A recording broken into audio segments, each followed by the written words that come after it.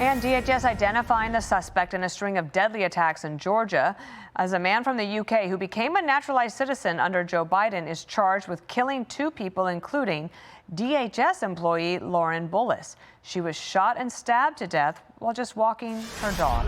Former acting DHS Secretary Chad Wolf is here with us. Here's what Secretary Mullen, the new Secretary of Homeland Security, said to Laura Ingraham last night. This individual not just had a pattern of criminal activity, but his pattern was every April. Every April, he had escalated his criminal activity, and the Biden administration knew this. The law enforcement knew this, and they decided not to just deport him, but they allowed him to become a citizen, and then he escalated it to the point he did now. Chad, what should we make of this?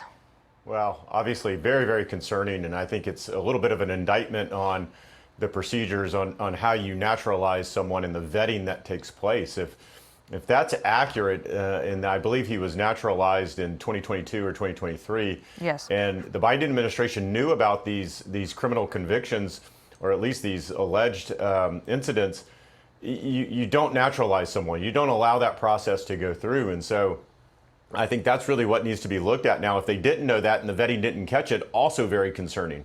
So I think there's a number of things here, and I think the Trump administration over the last, I'd say 14 months or so, have been criticized, I think unrightfully or not correctly, because they want to go deeper into individuals' backgrounds. They want to do a more thorough vetting of individuals, not just folks illegally coming into the country, but also legally that are here or coming in on certain types of visas. And we hear outcry from the left that you can't do that, or it's wrong, or we somehow dislike everyone coming to the country. It's not the case, but you need to understand who's coming into the country and for what reason. It's interesting to have Secretary Mullen comment on that, because I'm sure that he is learning all sorts of things in this new role, and many of them probably very frustrating. And if we could all go back in time, maybe this would have been different.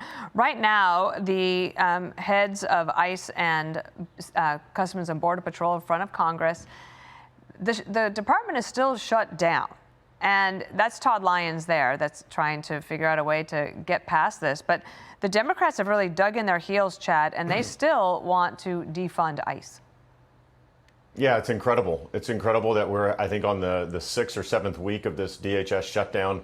DHS employees are not getting paid. The vast majority of them are at work, working for free, essentially. Hopefully they will get back pay whenever this occurs. But, you know, the Democrats have been very clear that they wanted some type of reform to ICE. But as this progress continues to unfold, and if, you know, there's another reconciliation bill where they try to fund CBP and ICE for the next 2 or 3 years, it doesn't appear that Democrats are going to get any of those reforms, right? And so the question becomes, why did they do this? Why did they put the American people, those that are traveling, and certainly DHS employees, through this? You think they would be negotiating with Republicans in good faith to try to get something out of this, but it seems like they just want to cause pain and misery for DHS and for those employees there. On top of that, you have what we just talked to Senator Cotton about, which is they need to reauthorize the Foreign Intelligence Surveillance Act before Monday amidst all of this. So do you think that will happen? Yeah, well, yeah, obviously the administration wants that to happen. I think it should. You know, there's always been debate about reforming FISA and what you need to occur there, but obviously some national security issues and the ability of those capabilities is really important to keep the American people safe. So I'm hopeful that they will. We'll see how that rolls out.